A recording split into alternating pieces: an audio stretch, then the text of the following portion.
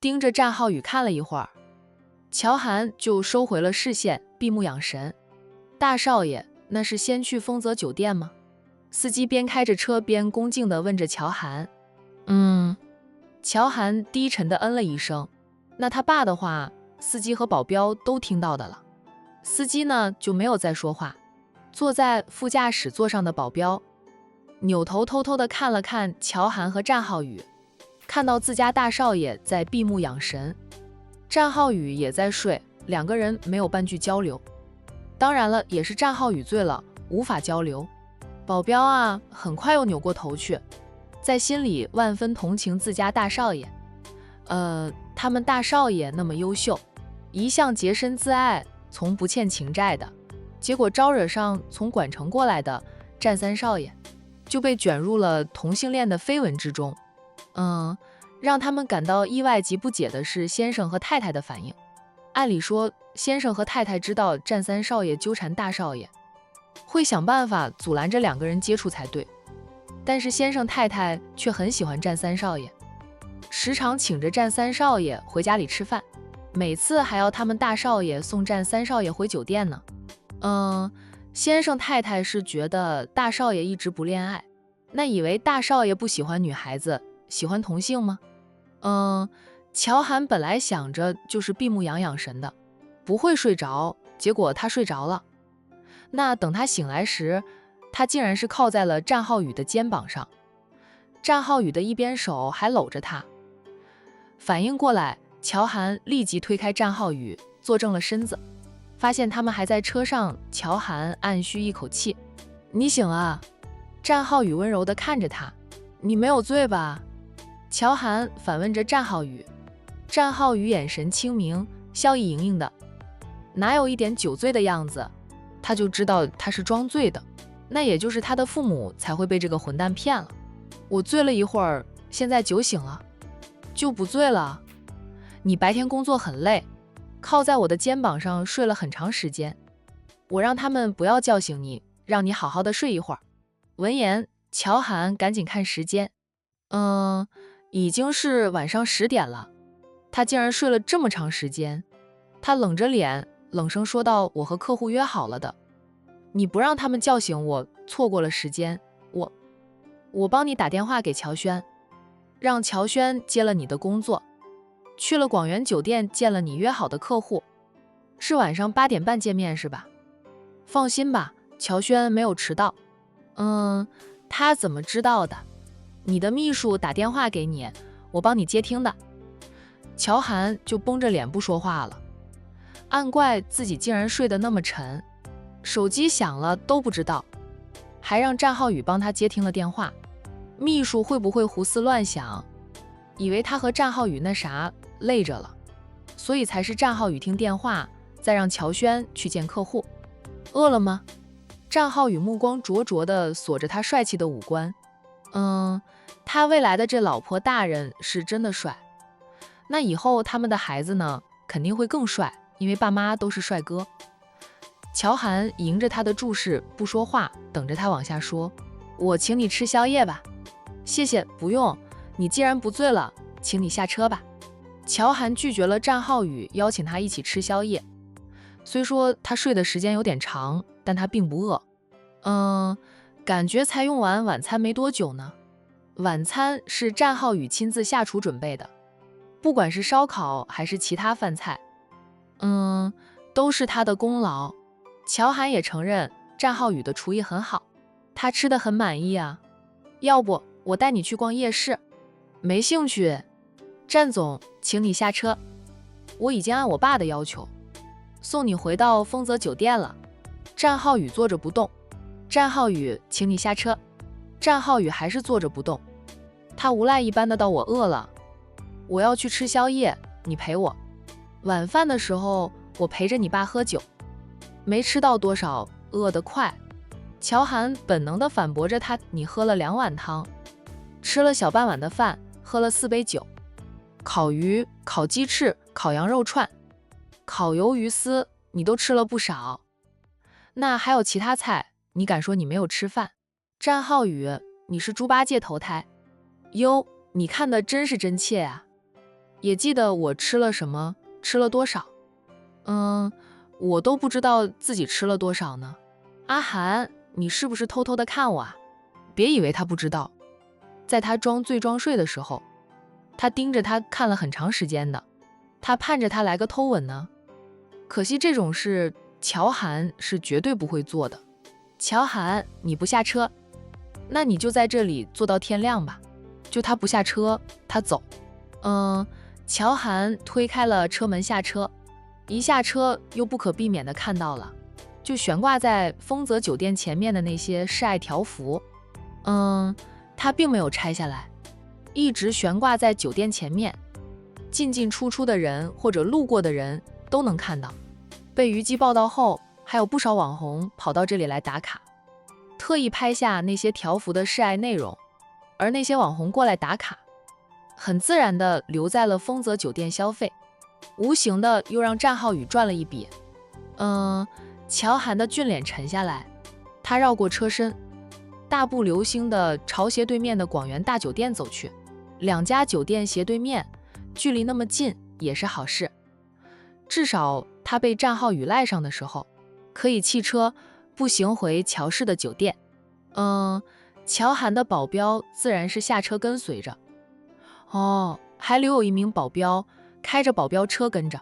那至于乔涵的车子，因为战浩宇还赖在车上，司机不敢开车，他扭头拜托着战浩宇：战三少爷，求求你下车吧，大少爷向来不吃宵夜的。战浩宇故意叹口气，对司机说道：你们家大少爷呀？真的是个倔脾气的。好，我下车不会让你难做的。说着他下了车，然后小跑着追赶乔涵。就两个人你追我赶的，这自然又被潜伏在附近的虞姬偷拍到。那过来打卡的网红反应过来，立即冲着战浩宇的背影猛拍照。吃到真瓜了，战家的三少爷还真的是对乔大少爷纠缠不休呀。两个男人都那么优秀，家世相当，而两家长辈居然都不打算插手这件事。面对战三少无赖一般的追求，那乔大少爷能支撑到什么时候？那乔大少爷到最后是否会被战三少爷攻下来？都说烈女怕缠男，烈男也怕缠男的。乔涵，你别走那么快，等等我嘛，我带你去逛街购物好不好？要不咱们去逛珠宝店吧。你看中什么我都送给你，唯恐别人不知道他追求乔涵似的。战浩宇边追着边高声叫喊，想起了战浩宇送给他的，就那些珠宝以及裙子还有高跟鞋。乔涵的脸黑了。战浩宇追上了乔涵，伸手拉住他。乔涵，你反正无法再应酬，休息的话又还早，咱们去逛逛街，让你的这些保镖不要再跟着太显眼，容易招来别人的盯视啊。两个男人一起逛街很正常，但是乔涵要是带着保镖们一起，很容易就会被人认出身份。乔涵用力地甩开了战浩宇的手，冷冷地道：战浩宇，我没空，我不逛街，你别再跟着我啦。不逛街，那你陪我去吃宵夜。我一个人吃没胃口，你陪着我，我才吃得香。乔涵瞪了他两眼，又要抬脚走，再一次被战浩宇拉住了。战浩宇朝他低低地说了句什么话，便见乔涵的脸色黑得像雷公，他狠狠地瞪着战浩宇良久，才没好气地道：去广元大酒店吃，只要你陪着我，去哪里吃都无所谓，反正两家酒店那么近，那他吃到半夜再回来也可以。战某人又成功地赖上了乔涵，不过他的一顿宵夜也吃出了天价。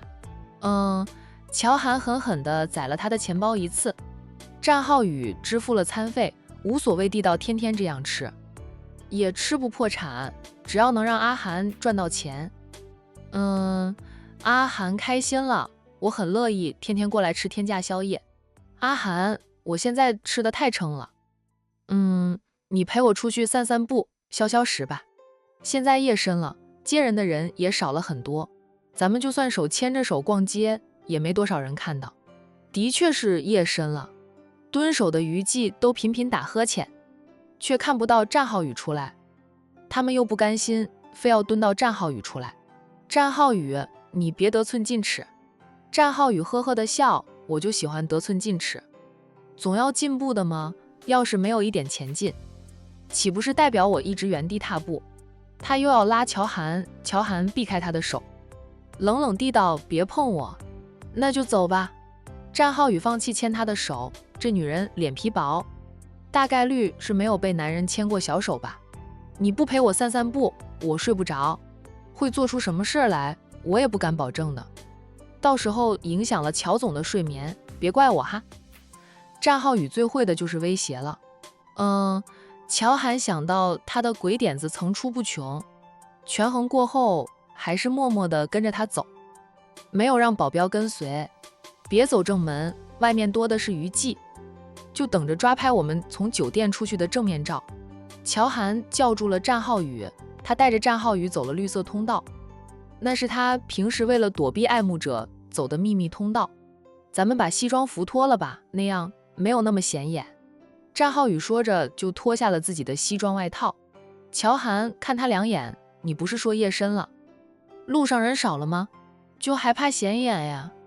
就咱们俩的颜值，就算路上没有人，也能把鬼吸引过来，招惹人就算了，可不能被鬼缠上。特别是你这样的高颜值，女鬼最爱了。胡说八道，这个世上哪有鬼啊？鬼是有的，不过不是每个人都能看得到。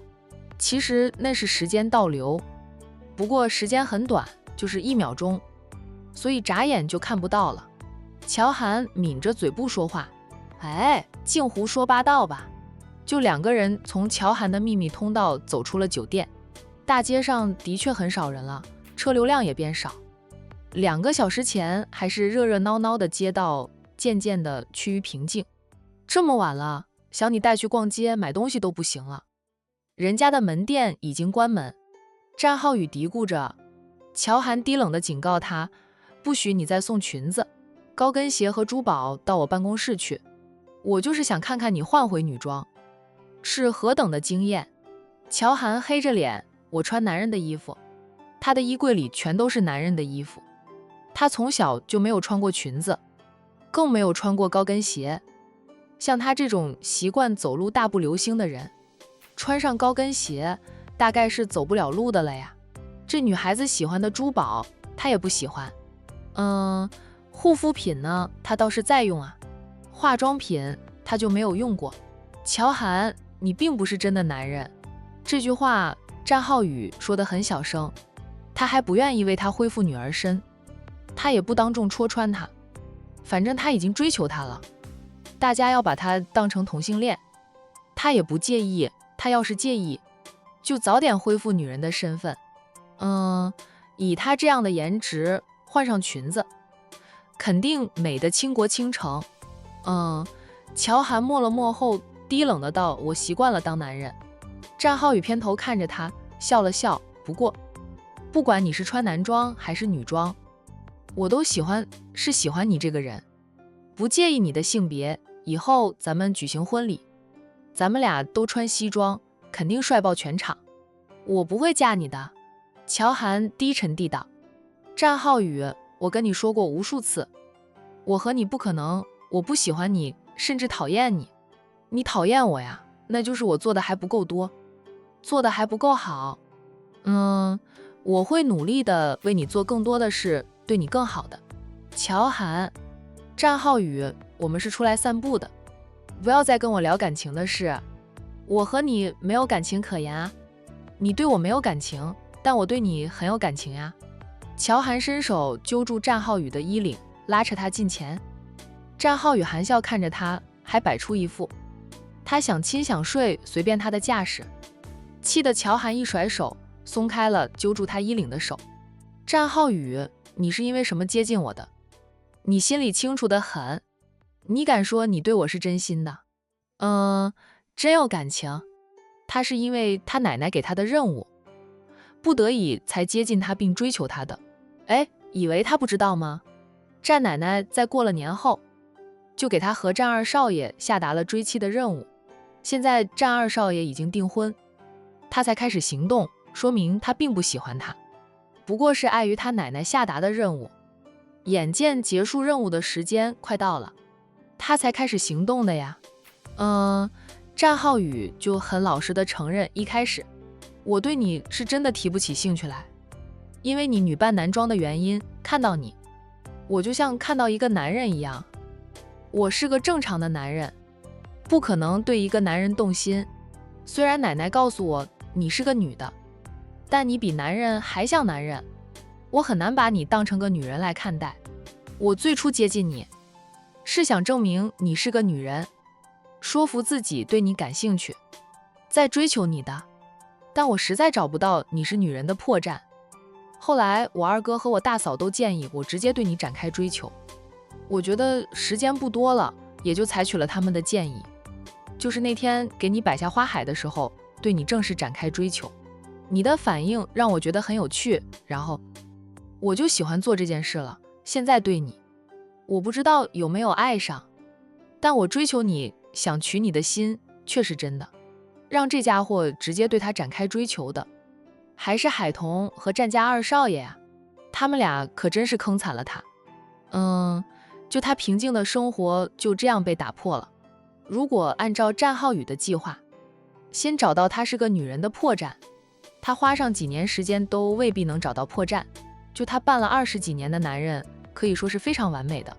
乔涵，我是第一次对一个女人感兴趣，所以我不会放弃你的。你想让我放弃你，不再追求你，除非有本事让我爱上其他女人，否则这辈子我都娶定你了。一开始他是奶奶给他安排的，现在他是他认定的。乔涵静静地看着他半晌，却是一句话都不说，大步往前走。战浩宇先是看着他大步往前走的背影，半晌他低低地笑着，也跟着追上去。那他又对乔涵说了什么？乔涵都不再搭理他。乔涵在想着自救的方法。他说的，除非他能让他爱上其他女人，那样他才能跳出来。那他就给他安排相亲，安排各种美女接近他，让他见识到真正的女性柔美了，他就不会再缠着他这个没有半点女人味的假男人了。战浩宇自己都说不知道有没有爱上他，仅是觉得他很有趣，加上他是他奶奶给他挑的妻子人选，他才会说要娶她为妻的。但是没有感情为基础的婚姻是不长久的，过得也很痛苦。主要是他不打算嫁给他，他多与其他女孩子接触，发现别人的优秀，就会嫌弃他这副男人婆的模样了。就2个人散步散到凌晨2点才回的酒店。乔涵进了广元酒店，战浩宇则回了丰泽酒店。明天是周6，不用上班，2个人都可以睡懒觉。乔涵担心这块牛皮糖，早早就把他从周公那里叫回来。临睡前还特意把手机调成了静音。隔天，乔涵虽然没有被手机铃声吵醒，却被房里的内线电话铃声吵醒。他睁开眼望向窗边，虽说拉上了厚重的窗帘，依旧可以看到外面的天色已亮。翻了个身，他才伸手拿过了放在床头柜上的内线电话话筒。大哥，你醒了吗？电话里传来的声音却是弟弟的。乔轩，你找死呀！大清早的打什么电话？你哥我凌晨2、3点才睡的。就听到弟弟的声音，乔涵当即就把弟弟骂了一顿。就他想睡个懒觉都不行。乔轩被骂了也不生气，他嘻嘻的笑，哥，现在不算大清早了，已经是上午10点。妈让我跟你说，中午回来吃饭，这个周末就住在家里。告诉你，战士牛皮糖又来了。战浩宇缠乔涵缠得紧，脸皮也堪比城墙。乔轩就给战浩宇送上了战士牛皮糖这个称号。本来我想早点打电话给你的，牛皮糖说你们昨晚很晚才睡的，不让我太早打电话给你，免得吵醒你。就他要让你睡上至少7个小时。哥，你的手机怎么没有接听的？我调了静音。该死的战浩宇！乔涵骂了战浩宇一句，随即问着弟弟，你在家里？怎么能用到酒店的内线电话？我在酒店呀，在前台这里。战士牛皮糖也在，我们俩过来接你回家吃午饭呢。还有，哥，你和牛皮糖又上了江城热搜，你若是有心情想看，就去看看，不知道能不能冲到热搜第1名。乔涵当即就挂了电话，放下了话筒后，他人也跟着从床上坐起来，然后拿过了手机，先把静音关掉，换成了铃声，这才去看江城的热搜呢。哇，还真是又上热搜了。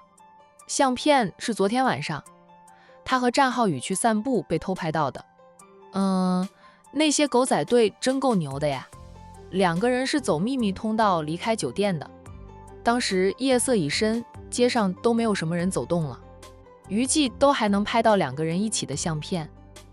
报道的内容呢，则是说他和战浩宇趁着夜深人静时偷偷出来约会，连保镖都没有带，说他可能被战浩宇攻陷了，但话锋一转，又说2个人闹矛盾，他全程都是冷着脸，对战浩宇态度也很不好，疑似在吵架，又说可能他还没有被战浩宇攻陷，只是被战浩宇缠得厉害，不得已趁着夜深人静与战浩宇谈话的，所以他全程态度不好，脸色不好。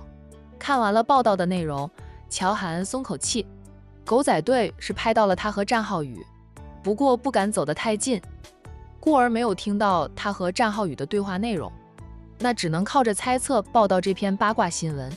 那同时呢，乔涵又觉得余悸没有什么好报道了吗？干嘛老是盯着他和战浩宇啊？哇，没见过2个男人谈恋爱吗？都是战浩宇那货，要不是战浩宇，他也不会被卷进来。虽然以往他也经常会上余悸的新闻，例如他有多少爱慕者，那些爱慕者为了他做出多少疯狂的事情等等，不过那些报道呢，很少会冲上热搜的。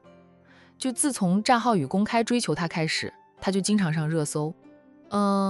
乔涵也知道大家都在等他和战浩宇的结果。1楼的休息区，乔轩和战浩宇一起坐在一张沙发上，就2个人的头靠在一起看着什么。不久后，一名酒店员工拎着2个袋子进来，2个袋子里装着的都是一次性饭盒。这名酒店员工还不是广元酒店的，而是斜对面丰泽酒店的员工。那丰泽酒店的员工进来后，先是四处张望，当他看到坐在休息区沙发上的战浩宇时，立即走过来，战总。那名员工走过来后，恭敬地叫了战浩宇一声，然后他把2个袋子递给战浩宇，说道：战总，你吩咐打包的早点，我给你送过来了。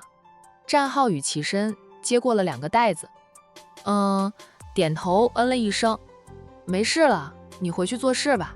酒店员工很快就离开，他刚走，乔涵便出现在1楼，他的几名保镖亦步亦趋的，他年轻俊美，又有保镖跟随，刚出现在1楼就成了焦点，那所有人都看向他。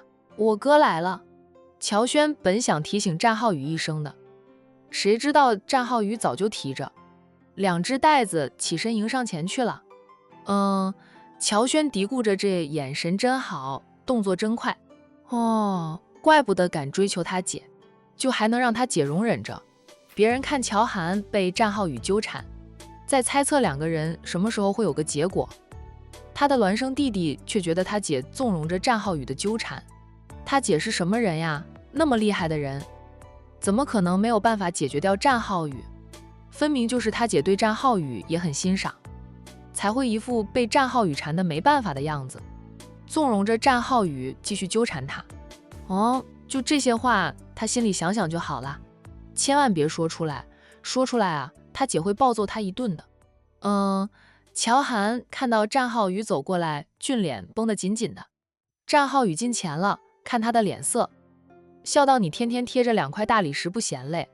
乔涵瞪他，人家都是往脸上贴金的，你是往脸上贴大理石，绷得紧紧的。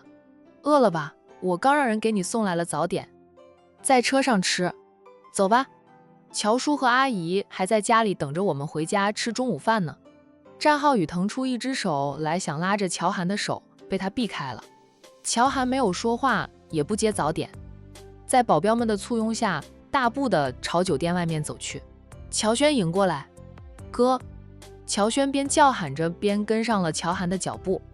哥，我都没有想到你会饿肚子的事。战总想到了，还叫人打包了早点送过来。我帮他证明早点是刚送到的，是丰泽酒店的早点。乔涵依旧不说话，他走路大步流星的，很快就出了酒店。保镖们亦步亦趋的，有娱记在附近潜伏着，看到他姐弟俩，便没有拍照。娱记们喜欢拍乔涵和战浩宇一起的相片啊。很快乔涵就上了他的车，保镖正想关上车门，战浩宇却像劲风似的刮过来，嘴上叫喊着等一等，保镖关门的动作就慢了半拍，被这块牛皮糖抓住了机会，迅速地钻进了乔涵的车。乔涵很想一脚把他踹下车的，这脚动了动，最终呢没有踹过去。战浩宇坐在乔涵的身边，再次把2袋打包好的早点递给乔涵，说道：“先吃点东西，别饿坏了肚子。”早点放你车上啊，我马上下车。乔涵看看他，又看看2袋打包好的早点，默了默后，伸出手去接过了袋子。谢谢，被人关心、照顾、体贴，放在掌心上捧着的感觉，其实挺幸福的，很容易就让人心动。战浩宇叮嘱他要趁热吃，冷了不好吃的。说着，他开了车门下车去。乔轩看到战浩宇下车，笑问：“被我哥赶下来了？你哥哪舍得赶我下车呀？我自己开着车过来的，总要把车开回去吗？把早餐给你哥吃就行了。我要是赖在他的车上，他跟我斗气，一口也不吃，饿坏了他心疼的人是我。”乔涵还没有恢复女人的身份，战浩宇在众人面前还是附和着乔轩，当乔涵是个男人了。乔轩拍了拍战浩宇的肩膀，笑道：“战总，冲着你对我哥的这份体贴入微，我就精神上支持你吧，你加油哈。”战浩宇笑：“谢谢，我会加油的。”就他也挺喜欢这个未来小舅子的。管城，海玲昨晚就和儿子说了，今天会带他去医院看望他爸爸。洋洋却睡到日上3竿才爬起来，又吃了点东西，等到出门时，太阳早就升得老高，外面热都热死了。洋洋背着小书包，跟着妈妈后面一起下楼去。他的书包里呢，装着一些小零食，他说是送给爸爸吃的呀。哎，妈妈，那我们要去买束花吗？洋洋边走边问着妈妈。海玲停下来等他近前了，牵起他的一边手，牵着他走，问他：“你想给你爸爸买花吗？”“想呀，我也带钱了。”电视里的人去医院都是带着花去的。洋洋现在上幼儿园是没有刚开始那么积极了，不过上了幼儿园，他比以前更懂事了，也更老气横秋。就知道去医院看望爸爸要买花。你带了多少钱呀？海玲好笑地问他，1块钱是买不到花束的哦。洋洋答道：“我知道一束花要红色的钱，我带了好几张红色的钱，肯定够花束给我爸爸的呀。”身为小姨的跟屁虫，经常跟着小姨去宁姨的花店里买花束。小家伙知道一束花要花多少钱。海玲笑了笑，说道：“那行吧，你要买花给你爸爸，你自己出钱，妈妈就买点水果。”好，洋洋爽快地答应了。走出租房大楼，却看到了陆东明。陆东明坐在轮椅上，后面跟着2名保镖。陆叔叔，一看到陆东明，洋洋挣脱了妈妈牵着他的小手，朝陆东明奔跑过去。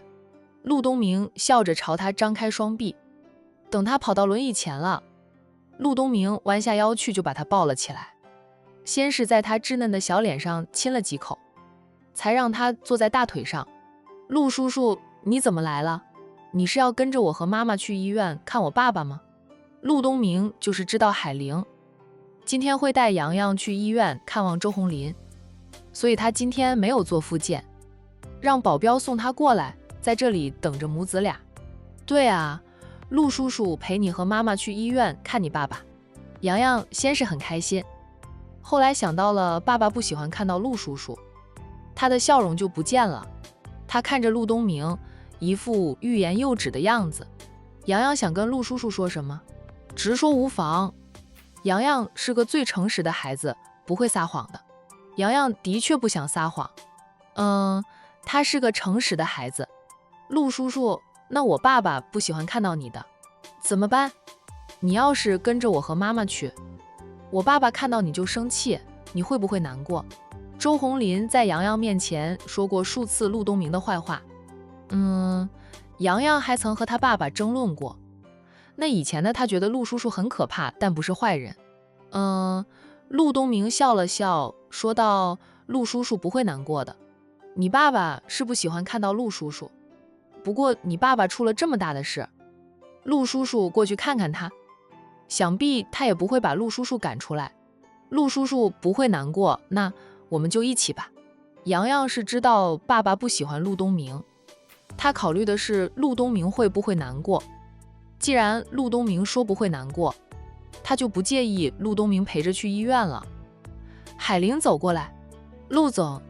陆东明看着他，眼神深深的。海玲，我今天也要去医院一趟，知道你要带洋洋去看他爸，就过来等着你母子俩一起去吧。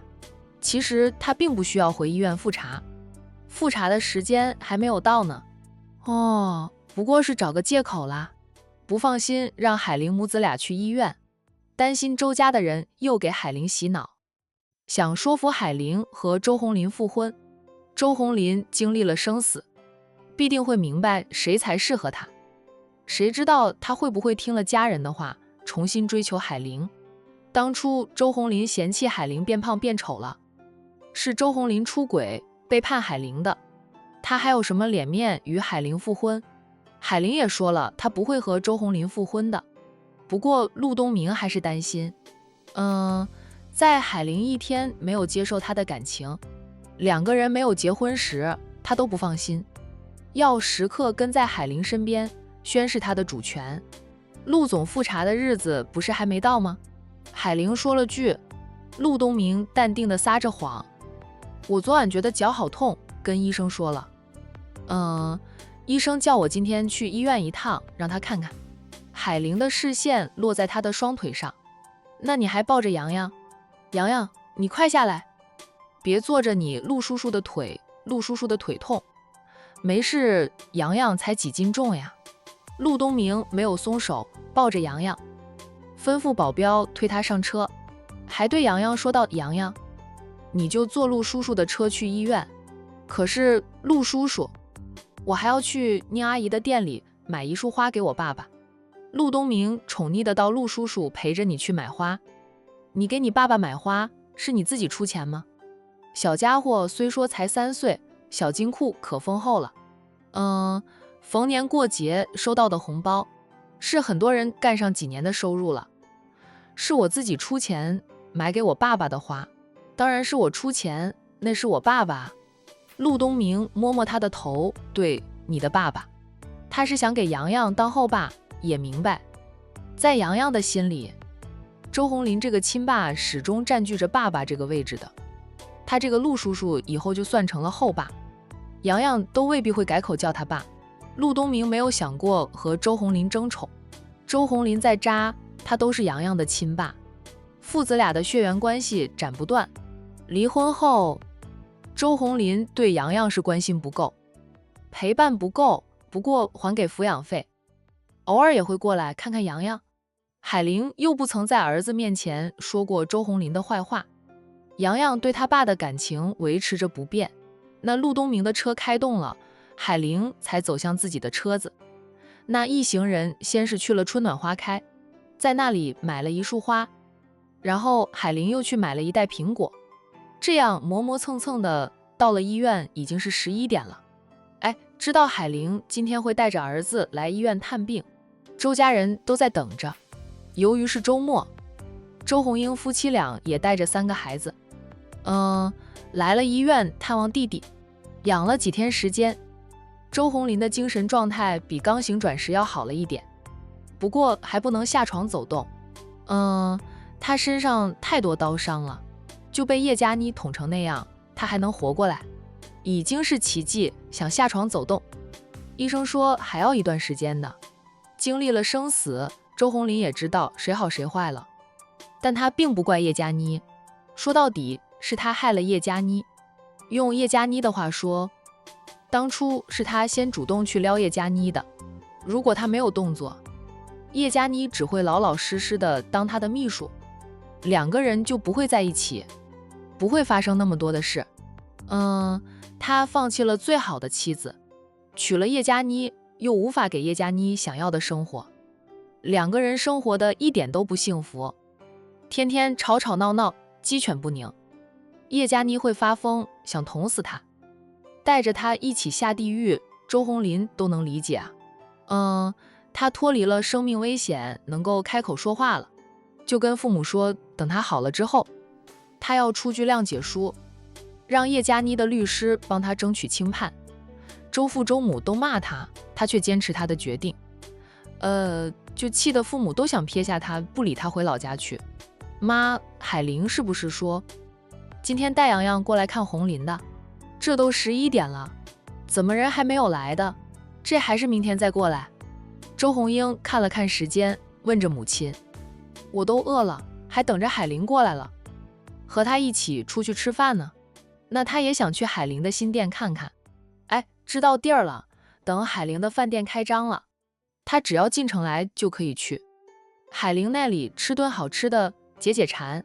这说起来，周鸿英花自己的钱还挺抠的，从父母搬离了他的家，没有再在他家里帮他带孩子，买菜做饭，他自己掏钱买菜时，觉得猪肉贵，鸡肉也贵，鱼就便宜一点，不过好吃的鱼还是挺贵的，每天买菜的钱都要花上100几十块钱，要是再买点水果，花的更多，就觉得水果都很贵了，他心疼钱，伙食就变差了，每天就买点五花肉，炒点青菜，顶多就是买条排骨给他的儿女吃，一条排骨能有多少？3个孩子都不够分呢。丈夫和公婆都抱怨家里伙食差了，周鸿英驳斥公婆不掏伙食钱，伙食当然差了，以前他们家的伙食费都是他父母垫进去的，弟弟给父母的生活费都垫进他的小家里，不当家不知柴米贵，自己当家了，周鸿英才意识到父母补贴了很多的。还有弟弟也是，别人是伏地魔，他这里是伏解魔，都是弟弟扶他。今天带着3个孩子来看弟弟，周鸿英就是打着算盘，让海玲请他们一家5口吃饭的。海玲现在有的是钱呀，就请他们吃饭，肯定是去5星级酒店吃饭。哎呀，他活到现在还没有去5星酒店吃过饭呢。海玲是说周6等洋洋放假了吧，就带洋洋过来看红林的，应该快到了吧，人家海玲也很忙的，周末的生意说不定更好，总要等他忙完了才能过来。周母说道，又对儿子说，红林，等会儿海玲来了，你要装一装，让海玲心疼心疼你，躺在病床上吊着点滴的。周鸿林无奈地道，妈，我和佳妮还没有离婚的，早晚得离，他都要你的命了，你还不和他离婚？你有几条命够他捅的呀？那还有，你不能出那什么书给他，他差点捅死你了，你还谅解他？你知道爸妈为了你多担心吗？看看你爸妈的头，满头白发了，有时候周母很想敲开儿子的头，看看里面装的是什么，那么糊涂。